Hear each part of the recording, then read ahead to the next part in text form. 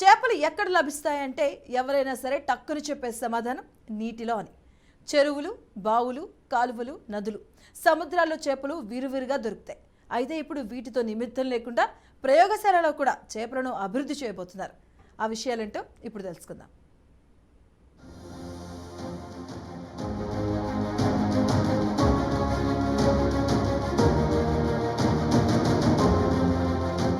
ఆదివారం వచ్చిందంటే భోజన ప్రియులకు నాన్ వెజ్ గుర్తుకొస్తుంది. నాన్ వెజ్ లో కొందరు మటన్ ఇష్టపడితే మరికొందరు చికెన్ ఇష్టపడతారు. ఇంకొందరు చేపల కూర కోసం ఎదురు చూస్తారు. ఈ రోజుల్లో ప్రత్యేకంగా చేపల కూర, జొన్న రొట్టె తయారు చేసి ఇంటికే సరఫరా చేసే హోటల్ నిర్వాహకులు కూడా ఉన్నారు. చేపల ఫ్రై, చేపల పులుసు, అబ్బో పేరు వింటుంటేనే భోజన ప్రియులకు చేపల కూర తిన్నంత సంతోషంగా ఉంటుంది.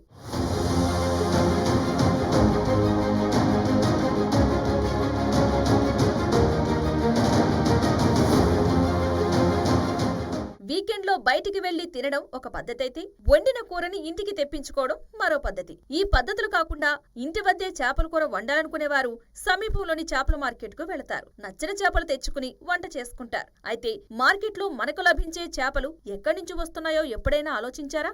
చాలా వరకు చెరువులు, కాలువలు, ఇతర జలాశయాల్లో వీటిని ఉత్పత్తి చేస్తున్నారు. కొంతమంది ఔత్సాహికులు చేపల చెరువులు ప్రత్యేకంగా ఏర్పాటు చేసి చేపలను పెంచుతున్నారు. ఇక పెద్ద పెద్ద చేపల విషయానికొస్తే అవి సముద్రంలో లభిస్తాయి. ఇవన్నీ మనకు తెలిసిన విషయాలే.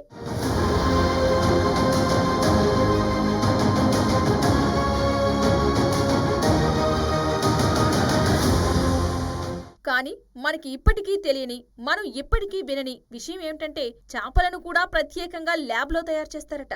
దేశంలోనే తొలిసారి ప్రయోగశాలలో చేప మాంసాన్ని అభివృద్ధి చేయడానికి central Myron fisheries research institute ఒక కీలక ప్రాజెక్టును చేపట్టింది. సీఫుడ్ కు పెరుగుతున్న గిరాకీకి అనుగుణంగా సరఫరాను పెంచడమే దీని ఉద్దేశం. దాని ద్వారా సముద్రపు జీవుల సమతౌల్యాన్ని కూడా సంరక్షించుకోవచ్చని సంస్థ అంటుంది. మరి ల్యాబ్లో తయారు చేస్తున్నారంటే రుచి ఎలా ఉంటుందనే అనుమానం రాకమానదు భోజన ప్రియులకు.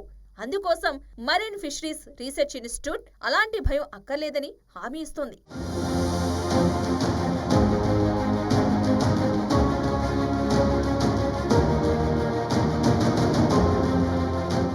చేపల నుంచి వేరు చేసిన కణాలను ప్రత్యేకంగా ఏర్పాటు చేసిన ల్యాబ్లో అభివృద్ధి చేసి మాంసాన్ని ఉత్పత్తి చేస్తామంటున్న మైరన్ ఫిషరీస్ రీసెర్చ్ ఇన్స్టిట్యూట్ ల్యాబ్లో అభివృద్ధి చేసిన చేపలు కూడా రంగు, రుచి, పోషకాల విషయంలో నిజమైన చేపను పోలి ఉంటాయని చెబుతోంది.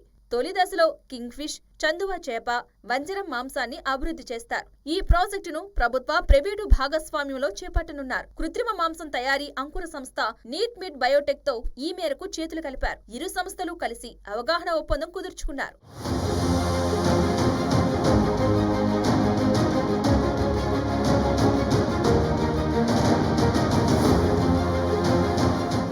ఈ ఒప్పందం ప్రకారం అధిక విలువ కలిగిన సముద్ర చేప జాతుల ప్రారంభ సెల్ లైన్ అభివృద్ధిపై CMFRI పరిశోధన చేస్తుంది. ఆ తర్వాత పరిశోధన, అభివృద్ధి కోసం చేప కణాలను వేరు చేసి పెంపకం చేపడుతుంది. జన్యు, జీవ రసాయనపరమైన అంశాలను విశ్లేషిస్తుంది.